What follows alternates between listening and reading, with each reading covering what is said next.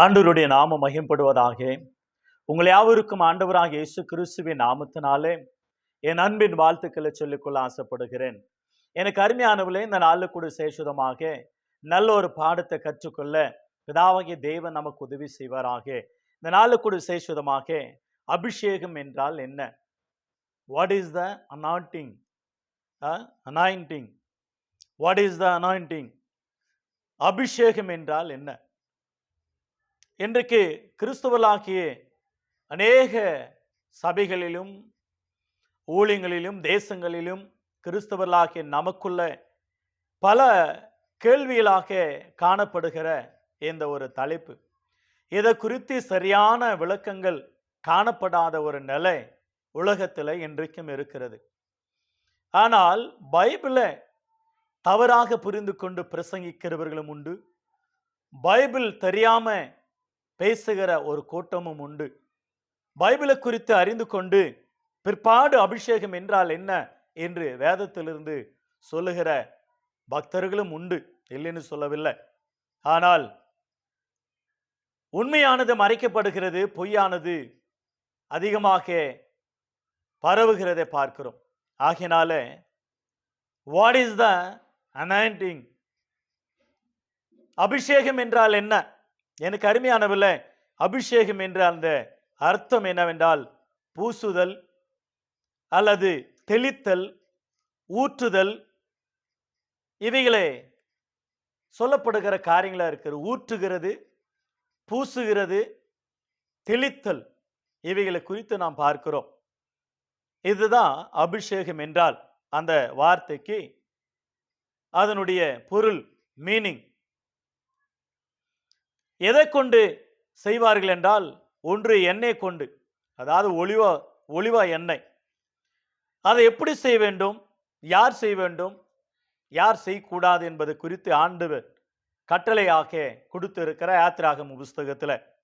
ஆகவே தேவன் மோசே மூலமாக சுத்தமான ஆயில் எண்ணெய், ஒலிவா எண்ணெய், சுத்தமான ஒலிவா எண்ணெய்னாலே அதை செயல்படுத்த வேண்டும். அதோடு கூட விசேஷமாக செயல்படுத்த வேண்டும் என்று அழகாக ஆண்டவராகிய தேவன் அற்புதமாக சில பொருட்களை ஆண்டவர் செய்தார். எதனாலே அதை செய்ய வேண்டும் என்று சொல்லி யாத்திராகமம் புஸ்தகம் 30ஆம் அதிகாரம் வசனம் 23 சில வாக்கியங்களை வாசிக்கிறேன்.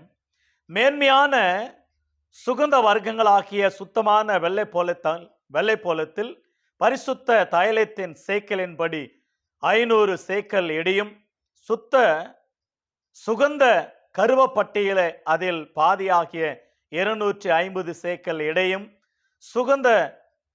சுகந்த வசம்பில் 250 சேக்கல் எடையும், லவங்கப்பட்டியில் 500 சேக்கல் எடையும், ஒலிவ எண்ணெயில் ஒரு குடம் எண்ணெயும் எடுத்து அதனால் பரிமள தைலக்காரன் செய்வது போல கூட்டப்பட்ட பரிமள தைலமாகிய சுத்தமான அபிஷேக தைலத்தை உண்டு பண்ணவையாக, அது பரிசுத்த அபிஷேக தைலமாய் இருக்க கடவது. எவ்வளவு அற்புதமாக ஆண்டவர் சொன்னார் பாருங்க வார்த்தை. ஆகவே அதை எப்படி தயாரிக்க வேண்டும், யார் தயாரிக்க வேண்டும், எப்படி செய்ய வேண்டும் என்பது குறித்து தேவன் மோசே மூலமாக 25ஆம் அதிகாரம் யாத்திராகமம் புஸ்தகம் 25ஆம் அதிகாரம், 26ஆம் அதிகாரம், 27ஆம் அதிகாரம், 28ஆம் அதிகாரம், 29ஆம் அதிகாரம், 30ஆம் வசனம், 25 முதல் 30 அதிகாரங்களில் தேவன் இஸ்ரவேல் ஜனங்களோடு கூட ஆசரிப்பு கூடாரத்தை எப்படி செய்ய வேண்டும், அதனுடைய பனிமுட்டுகள் எப்படி செய்ய வேண்டும், அதனுடைய தொங்குத்தரை அந்த எந்த நூலால எந்த கலரால செய்ய வேண்டும், அந்த ஆசரிப்பு கூடாரத்துல பணி செய்வதற்கு வேண்டிய லேவி கோத்திரத்தை தெரிந்து கொள்ள வேண்டும், லேவி கோத்திரத்தில் ஆரோனு தெரிந்து கொள்ள வேண்டும், அந்த ஆரோனு கூட அற்புதமாக அவர் எந்த உடையை அணிய வேண்டும், எந்த உடைகளை அணிந்த பிற்பாடு அவர்களை அபிஷேகம் பண்ண வேண்டும் என்பதை குறித்து அழகாக 25 முதல் 30 வாக்கியங்கள் யாத்திராகம புஸ்தகத்தில் வாசிக்கிறோம். அதை நீங்கள் வாசிக்கும் பொழுது அற்புதமாயிருக்கும். இப்பொழுது எப்படி அந்த அற்புதமாக அபிஷேக தைலத்தை தயார் பண்ண வேண்டும் என்பது குறித்து, எந்த பொருட்கள் மூலமாக அதை செய்ய வேண்டும் என்பது குறித்து கூட நாம் அருமையான 30ஆம் அதிகாரத்தில் ஒரு பாகத்தை படித்துக் கொண்டோம். யாத்திராகமம் 29ஆம் அதிகாரம் வசனம் 7ஆம் வசனத்தை பாருங்க. அபிஷேக தைலத்தையும் எடுத்து அவன் தலையின் மேல் வார்த்து அவனை அபிஷேகம் பண்ணுவாயாக. இந்த அபிஷேகம் என்ற யாரை செய்ய வேண்டும்? ஏன் அந்த அபிஷேகம் தைலத்தை அவர்கள் தலைமையில ஊற்ற வேண்டும், பூச வேண்டும், தெளிக்க வேண்டும்? இவைகளை எதற்கு அடையாளமாக இருக்கிறது என்பதை குறித்து தான் மிக முக்கியமானதா இருக்கிறது. ஆண்டவருக்கு தொண்டு செய்கிறவர்களே அபிஷேகம் பண்ணுவார்கள். அதுதான் மிக முக்கியமானதா இருக்கிறத நாம் பார்க்கிறோம்.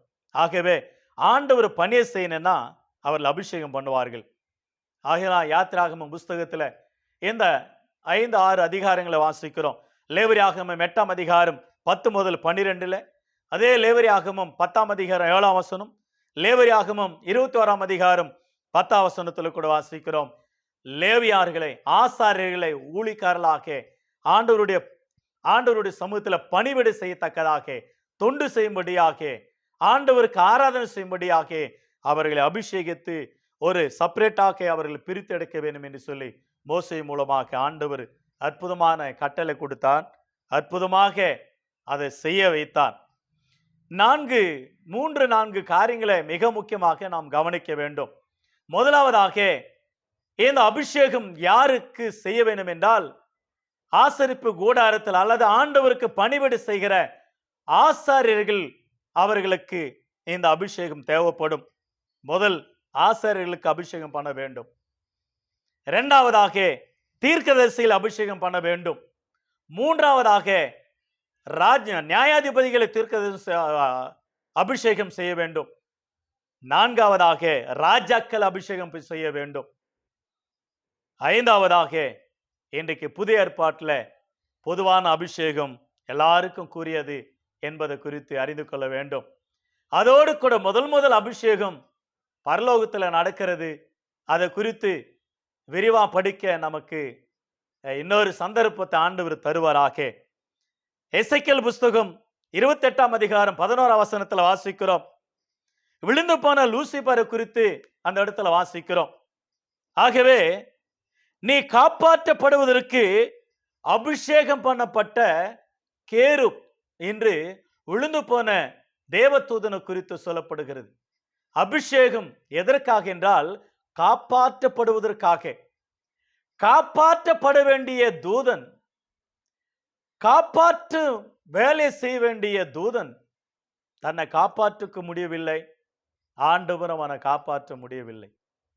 நீ காப்பாற்றப்படுவதற்காக அபிஷேகம் செய்யப்பட்ட கேருப் அவனுடைய ஆதி மேன்மை காத்துக்கொள்ளவில்லை, அவனுடைய ஆதி அபிஷேகத்தையும் காத்துக்கொள்ளவில்லை.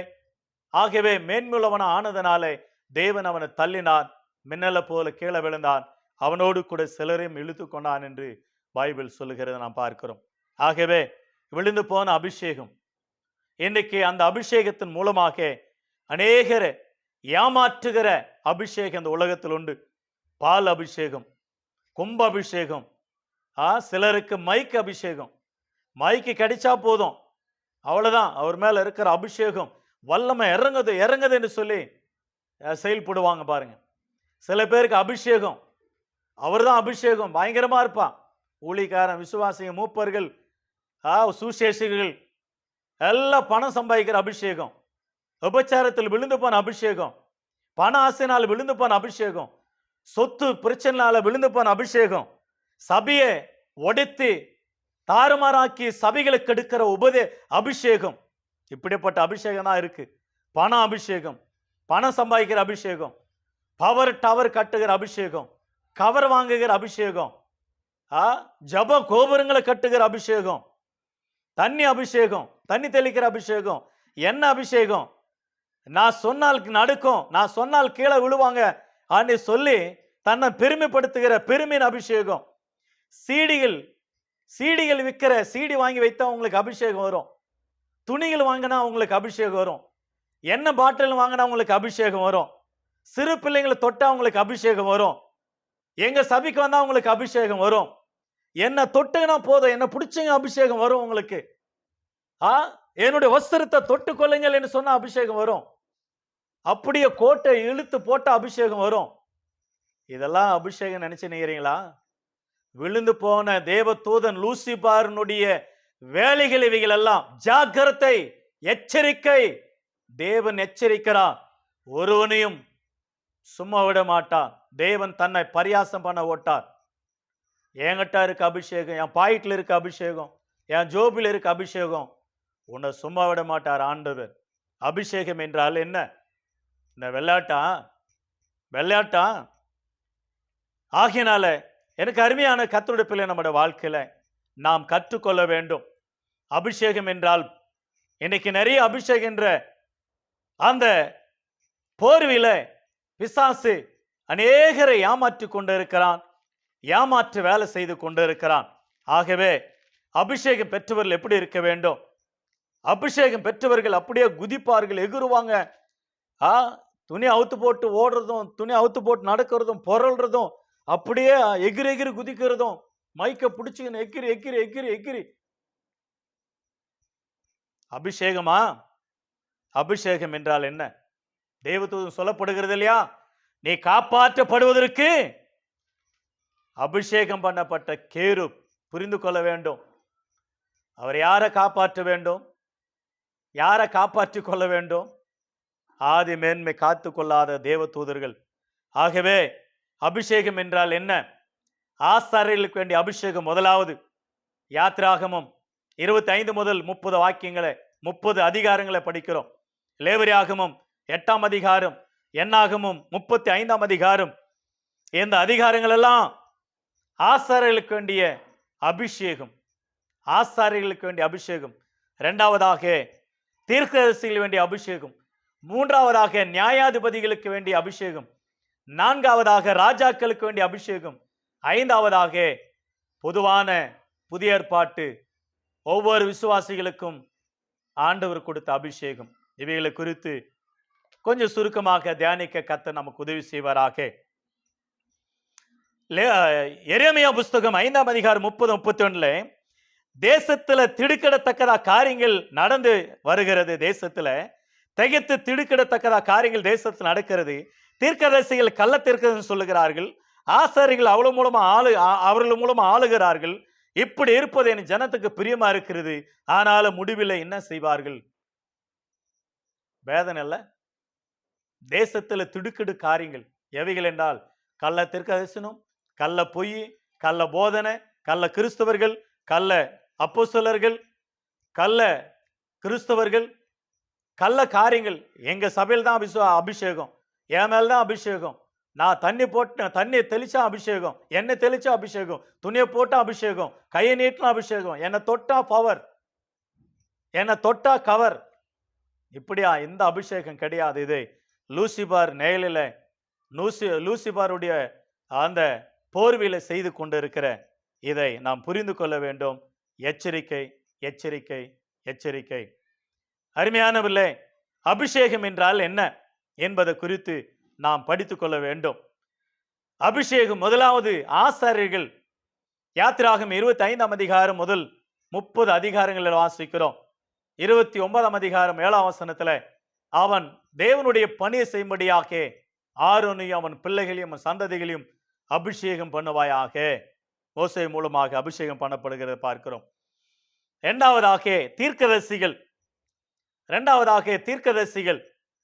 எஸ்ரா புஸ்தகம் 5ஆம் அதிகாரம் 1ஆம் வசனம் 2ஆம் வசனம். தீர்க்கதரிசிகள் அப்படின்னா ஆண்டவருடைய வார்த்தைகளை எடுத்துரைத்து ஜனங்களை எச்சரிப்பதற்காக தான் தீர்க்கதரிசிகள். தீர்க்கதரிசி என்றால் ஆண்டவருடைய வாயின் அர்த்தம்.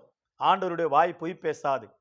ஆகவே ஆண்டவருடைய வாய் எப்படிப்பட்டது என்பது குறித்து நாம் புரிந்து கொள்ள வேண்டும். 1 ராஜாக்களின் புஸ்தகம் 19ஆம் அதிகாரம் 16ஆம் வசனம். 1 ராஜாக்கள் 19ஆம் அதிகாரம் 16ஆம் வசனம் பாருங்க. இரண்டாவதாக தீர்க்கதரிசிகள். இந்த எலியா தீர்க்கதரிசி மூலமாக என்ன ஆண்டவர் சொல்றாருன்னு 16-17 பின்பு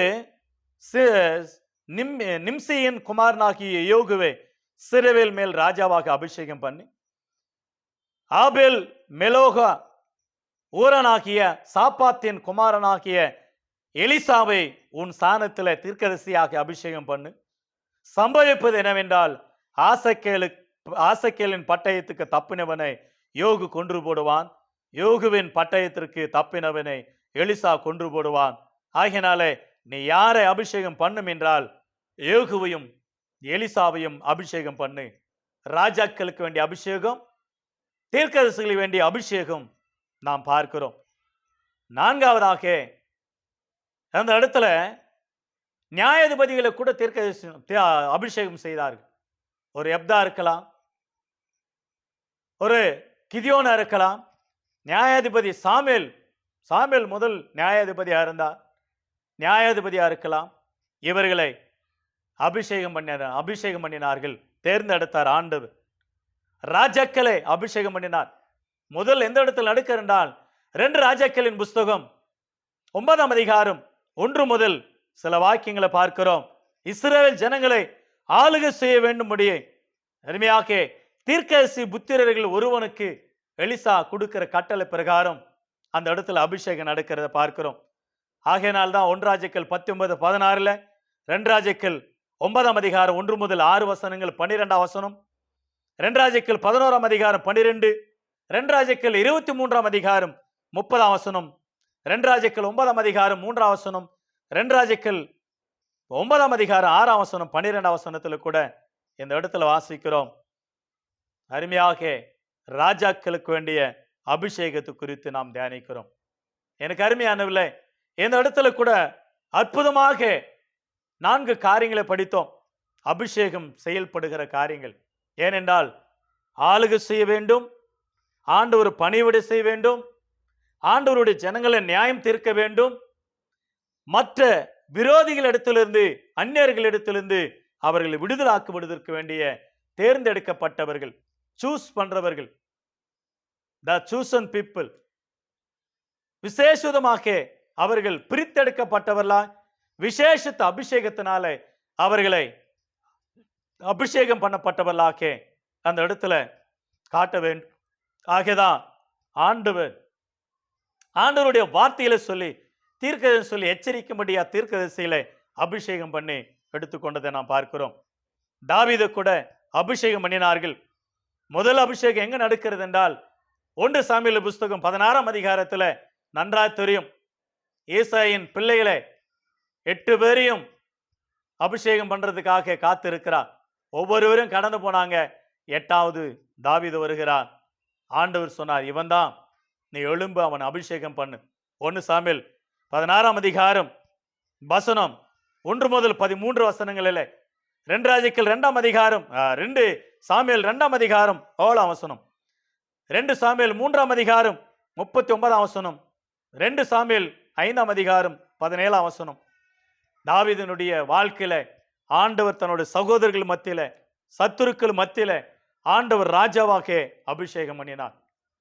இஸ்ரவேல் ஜனங்களும் 2வது முறை 3வது முறையாக அவர் அபிஷேகம் பண்ணி அவங்களுடைய ராஜ்யத்துல அவங்க ராஜாவா இருக்கும்படி ஆளுகை செய்கிற பார்க்கிறோம். சங்கீதங்களின் புஸ்தகம் 18ஆம் சங்கீதம் 50வது வசனம், 23ஆம் சங்கீதம் 5ஆம் வசனம், என் சத்துருக்கு முன்னதாக எனக்கு ஒரு பந்தை ஆயத்தப்படுத்தினேன், என் தலையை எண்ணினால் அபிஷேகம் பண்ணுகிறேன், என் பாத்திரம் நிலைமை வருகிறது என்று தாவீது சொன்னார் இல்லைங்களா? 28ஆம் சங்கீதம் 8ஆம் வசனம், 89ஆம் சங்கீதம் 20ஆம் வசனம், 38ஆம் சங்கீதம் 38ஆம் வசனம் கூட, சங்கீதங்கள் புஸ்தகம் 132ஆம் சங்கீதம் 10ஆம் வசனமும் 17ஆம் வசனம், நீர் அபிஷேகம் பண்ணினவனுக்கு காக நீர் பரிதபிக்கிறீர். ஆண்டவராய் தேவன் அப்படியாக தாவீதினுடைய அபிஷேகத்து குறித்து சொல்லப்படுகிற பார்க்கிறோம். சவுலை கூட ஆண்டவர் அபிஷேகம் பண்ணினார் ராஜாவா இருக்கும்படியாக. ஆனா அதை இழந்து போனார். அன்றைக்கு சாமுவேல் மூலமாக சவுலை அபிஷேகம் பண்ணினார். 1 சாமுவேல் 10ஆம் அதிகாரம் 1ஆம் வசனம், 1 சாமுவேல் 9ஆம் அதிகாரம் கடைசி 27ஆம் வசனம் வாசிக்கிறோம். ஆண்டவர் சாமுவேல் மூலமாக சவுலை இஸ்ரவேல் ஜனங்கள் மேல் ராஜாவாக அபிஷேகம் பண்ணினார். அந்த அபிஷேகத்தை இழந்து போகிறத பார்க்கிறோம். எப்படி இழந்து போகிறார்? ஆண்டவருடைய கட்டளை கை கொள்ளாமல் கீழ்ப்படியாமல் போனார். ஆண்டவருடைய வார்த்தைக்கு செவி கொடுக்காம போனார். ஆகினாலே அந்த ராஜ்யத்திலிருந்து தள்ளப்பட்டதை நாம் பார்க்கிறோம். சாலமோனை ஆண்டவர் அபிஷேகித்தார் ராஜாவாக. 1 ராஜாக்கள் 1ஆம் அதிகாரம் 34, 39, 45, 5ஆம் அதிகாரம் 1ஆம் வசனத்துல சாலமோனை இஸ்ரவேல் ஜனங்கள் மேல ராஜாவாக ஆளுகை செய்யும்படியா தெரிந்து கொண்டார். இயேசு கிறிஸ்தானவரை அபிஷேகம் பண்ணினார் பிதாவாகி தேவன். எப்பொழுது? உலக தோற்றத்துக்கு முன்னதாகவே. ஆகையினால்தான் நீதிமொழிகள் 8ஆம் அதிகாரம் 23ஆம் வசனத்துல, நான் ஆதியிலே பரலோகத்துல தகப்பனிடத்துல அபிஷேகம் பண்ணப்பட்டு சந்தோஷமாக அப்பா சமூகத்தில் இருந்தேன்.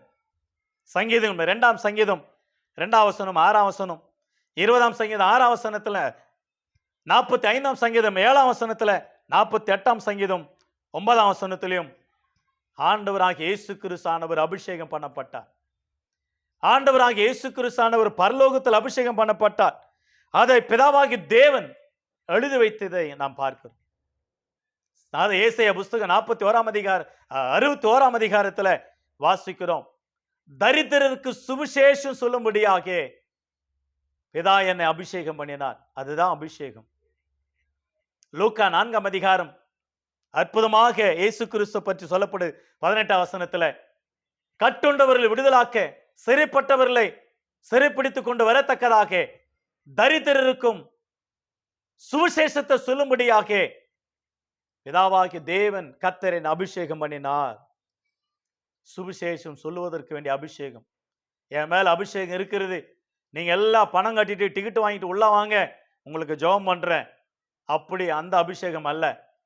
சுகமாக்குகிற அபிஷேகம், குணமாக்குகிற அபிஷேகம், விடுதலாக்குகிற அபிஷேகம், மேலாக சுவிசேஷம் சொல்லுகிற அபிஷேகம் இயேசு கிறிஸ்து மேல இருந்தது. அதனால அப்போஸ்தலர் 10ஆம் அதிகாரம் 38ஆம் வசனத்துல, பிதாவாகிய தேவன் நசனாகிய இயேசுவே பரிசுத்த ஆவினால வல்லமையினால் நிரப்பி அவர் அபிஷேகத்தார் பிசாசு பிடியில் அகப்பட்ட யாவரும் விடுதலாக்கும்படியாக நசனாகிய இயேசுவை அபிஷேகம் பண்ணினார்னு சொல்லப்படுது. அதுதான் அபிஷேகம். விடுதலாக்குவது தான் அபிஷேகம். விடுதலை அடைவது தான் அபிஷேகம். இவங்களுக்கே விடுதலை இல்லாம விடுதலை தரம் வான்னு கூப்பிடுறது ரொம்ப அநியாயம். அப்படி செயல்படவும் கூடாது. அந்த அபிஷேகம் வல்லமையான அபிஷேகம். தானியேல் புஸ்தகம் 9ஆம் அதிகாரம் 24ஆம் வசனத்துல வாசிக்கிறோம். அற்புதமாக ஆண்டவர் அவங்க கூட இருக்கிறார். அவங்க கூட இருக்கிறார். தானியேலோடு கூட இருக்கிறார். ஆயுள் நாள் முழுவதும் ஆயுசு நாட்கள் உள்ளவர். அவர் சாவாமை உள்ளவர், தீர்க்காயுசு உள்ளவராயிருக்கிறார். அவர்தான் இயேசு கிறிஸ்தானவர். விசுவாசிகளுடைய அபிஷேகம் கூட பாருங்க, அற்புதமா இருக்கும். சங்கீதம் 92ஆம் சங்கீதம் 10ஆம் வசனத்துல, 89ஆம் சங்கீதம் 50ஆம் வசனத்துல, 105ஆம் சங்கீதம் 15ஆம் வசனத்துல, இதோ காண்டாம் மிருகத்துக்கு ஒத்த பலன் இருக்கிறது, புது எண்ணினால் நான் அபிஷேகம் பண்ணப்படுகிறேன். அபிஷேகம் நோகங்களை முறியடிக்கும் என்று ஏசாயா தீர்க்கதரிசி மூலமாக நாம் படிக்கிறோம். புலம்பலின் புஸ்தகம் 4ஆம் அதிகாரம் 20ஆம் வசனத்துல, அபிஷேகம் பண்ணப்பட்டவன் அந்த பாவத்துக்கும் குழியிலும் விடாதபடிக்கு தன்னை காத்து கொள்வான்னு சொல்லப்படுகிறது. ஆகையினாலே நம்முடைய அபிஷேகம் எதற்காக என்றால் நம்ம காத்து கொள்வதற்காக, பிசாசு ஜெயிப்பதற்காக, நோகத்தடிகளும் முறியடிக்கப்படத்தக்கதாக, சுவிசேஷம் சொல்லுவதற்காக கோரேசை ஆண்டவர் அபிஷேகம் பண்ணினார். ஏன் அபிஷேகம் பண்ணினார் தெரியுங்களா? கோரேசை ஏன் அபிஷேகம் பண்ணினார்? ஆலயத்தை கட்டுவதற்காக. ஏசாயா புஸ்தகம் 44ஆம் அதிகாரம் 28ஆம் வசனம், 45ஆம் அதிகாரம் 1ஆம் வசனம், ஆலயத்தை கட்டும்படியாக, the church building, கோரேசை ஆண்டவர் அபிஷேகம் பண்ணினார். ஆகையினாலே அவர் பேரும் புகழுமாக அல்ல, ஆலயத்தை கட்டுவதற்காக, ஜெபிப்பதற்காக. சகரியா புஸ்தகம் 4ஆம் அதிகாரம் 14ஆம் வசனத்துல வாசிக்கிறோம். இவங்க 2 பேர் எப்படிப்பட்டவர்களா இருக்கிறார்கள் என்று தேவதூதன் கேட்கும்போது ஆண்டவர் சொல்றார், இவர்கள் தேவனுடைய சமூகத்துல நிற்கும்படியாக அபிஷேகம் பண்ணப்பட்டவர்கள், ஜெபிக்கும்படியாக. தேவனுடைய சமூகத்துல ஆபிரகாம் நின்றார், யோசபத் ராஜா நின்றார், தேவனுக்கு முன்பாக மோசையானவர் நின்றார், ஜெபிக்கும்படியா திருப்பல் என்று ஜெபித்தார்கள். ஆகவே எனக்கு அருமையான கர்த்தருடைய பிள்ளை, நம்முடைய வாழ்க்கையில நாம் யாரா இருக்கிறோம், எப்படி இருக்கிறோம்? அபிஷேகம் என்றால் சுவிசேஷம் சொல்லுவதற்காக, அபிஷேகம் என்றால் சபையை கட்டுவதற்காக, அபிஷேகம் என்றால் ஜெபிப்பதற்காக, அபிஷேகம் என்றால் ஆண்டவருடைய சத்தியத்தை ஆவியானவர் தாமே விளக்கி எடுத்துரைப்பதற்காக தான் ஆகையினாலதான் 1 யோவான் புஸ்தகம் 2ஆம் அதிகாரம் வசனம் பாருங்களேன். 1 யோவான் 2ஆம் அதிகாரம் 20ஆம் வசனம் 27ஆம் வசனமும் பாருங்க. 1 யோவான் எழுதின நிருபம் 2ஆம் அதிகாரம் 20ஆம் வசனம். நீங்கள் அவராலே பெற்ற அபிஷேகம் சகலத்தையும் அறிந்திருக்கிறீர்கள். 27ஆம் வசனம். நீங்கள் அவரால் பெற்ற அபிஷேகம் உங்களில் நிலைத்திருக்கிறது. ஒருவனும் உங்களுக்கு போதிக்க வேண்டுவதில்லை. அந்த அபிஷேகம் சகலத்தையும் குறித்து உங்களுக்கு போதிக்கிறது. அது சத்தியமா இருக்கிறது, பொய் அல்ல. அது உங்களுக்கு போதிக்கப்பட்டபடி அவரில் நிலைத்திருக்கிறீர்கள். அந்த அபிஷேகம் உங்களை வெட்கப்படுத்தாது.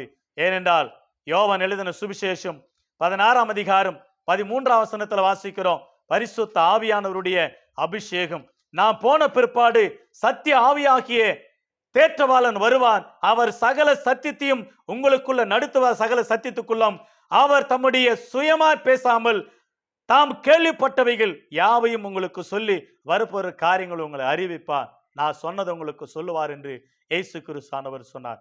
அது பரிசுத்த ஆவியானவர். அந்த பரிசுத்த ஆவியானவர் 1ஆம் நூற்றாண்டிலே பெந்தெகோஸ்து நாளிலே அப்போஸ்தலனாகிய பேதுருவானவர் பேசும் பொழுது, நீங்கள் ஒவ்வொருவரும் மனந்திரும்பி ஞானஸ்நானம் பெற்றுக்கொண்டால் அப்பொழுது பரிசுத்த ஆவியின் வரத்தை பெறுவீர்கள். அந்த அபிஷேகம் உங்களுக்குள்ள நிலைத்திருக்கும். அன்றைக்கு கொர்நேலியு குடும்பம் ஞானஸ்நானம் பெற்று பரிசுத்த ஆவியானவர் அபிஷேகத்தை பெற்றுக்கொண்டு வெவ்வேறு பாஷைகளை பேசினார்கள். ஞானஸ்நானம் பெற்றுக்கொண்டு பரிசுத்த ஆவியை பெற்று ஆண்டவராகி தேவன் ஆவியானவர் அவர்களை நிரப்பினார். ஆண்டவர் தெரிந்து கொண்டார். எனக்கு அருமையான தேவஜனமே, நம்மை கூட ஆண்டவர் தெரிந்து கொண்டார். 2 கொரிந்தியர் புஸ்தகம் 1ஆம் அதிகாரம் 2 கொரிந்தியர் புஸ்தகம் 1ஆம் அதிகாரம் 20ஆம் வசனம் 21ஆம் வசனம். எங்களால தேவனுக்கு மகிமுண்டாகும்படி தேவனுடைய வாக்குத்தத்தங்கள் எல்லாம் கிறிஸ்து இயேசு கிறிஸ்துக்குள் ஆம் என்றும் அவருக்குள் ஆமேன் என்றும் இருக்கிறது. உங்களோடு கூட எங்களையும் கிறிஸ்துவுக்குள் சிறப்படுத்தி நம்மை அபிஷேகம் பண்ணினவர் தேவனே என்று சொல்லப்படுகிறது. ஆகையினாலே புதிய ஏற்பாட்டு கிறிஸ்தவர்கள் ஞானஸ்தானத்தின் மூலமாக, மனமாறுதல் மூலமாக, ஆண்டவரை ஏற்றுக்கொள்வதன் மூலமாக அவர்கள் மனம் நிரம்பும் பொழுது பரிசுத்த ஆவியானவரை பெற்றுக் கொள்கிறார்கள். அந்த பரிசுத்த ஆவியாகிய தேற்றவாளன், சத்திய ஆவியாகிய இயேசு, சத்திய ஆவியாகிய பரிசுத்த ஆவியானவர், ஜீவனுள்ள தேவனுடைய ஆவியாகிய அந்த பரிசுத்த ஆவியானவர் நமக்குள்ள வருகிறார். ஆகவே அபிஷேகம் என்று சொல்லி அநேகரை வஞ்சித்துக் கொண்டிருக்கிற இந்த வஞ்சகமான உலகத்துல அபிஷேகம் ஏன்? சுவிசேஷம் சொல்வதற்காக, ஆண்டவருடைய வேலை செய்வதற்காக, ஆண்டவர் முன்பாக நின்று ஜெபிப்பதற்காக, ஆண்டவருக்காக பரிசுத்தமா வாழ்வதற்காக, தேவனுக்காக ஒரு பரிசுத்த கூட்டம் என்று நிரூபித்து காட்டுவதற்காகத்தான் பரிசுத்த ஆவியானவர். பரிசுத்த ஆவியானவர் வரும் பொழுது அவர் பாவத்தை கண்டித்து உணர்த்துவார், உங்களை சகல சத்தியத்துக்குள்ள வழி நடத்துவார். அவர் நம்ம நியாயந்திருக்கிறவரா இருக்கிறார். ஆகவே பரிசுத்த ஆவியானவருடைய அபிஷேகம், பரிசுத்த ஆவியானவருடைய தொடுதல், பரிசுத்த ஆவியானவருடைய நடத்துதல், பரிசுத்த ஆவியானவருடைய சத்தியம் போதிக்கிறது. நமக்கு ஆவியானவர் நம்மோடு கூட இருக்கிறார்.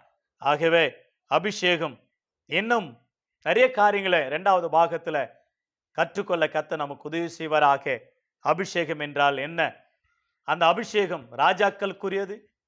ராஜாக்களுக்குரிய அபிஷேகம், தீர்க்கதரிசிகளுக்குரிய அபிஷேகம், நியாயாதிபதிகளுக்குரிய அபிஷேகம், ராஜாக்களுக்குரிய அபிஷேகம், பொதுவான விசுவாசிகள், கிறிஸ்துவ சபைக்கு, கிறிஸ்தவர்கள் புதிய ஏற்பாட்டின் விசுவாசிகளுக்கு வேண்டிய அபிஷேகம் இன்றைக்கு என்ன கிரியை செய்கிறது?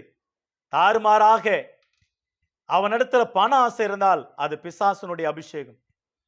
அவன் உலகத்தின் ஆசையில இருந்தால் அவன் பிசாசன் அபிஷேகம். அபிஷேகம் ஆண்டவருடைய பணியை செய்ய வேண்டும்.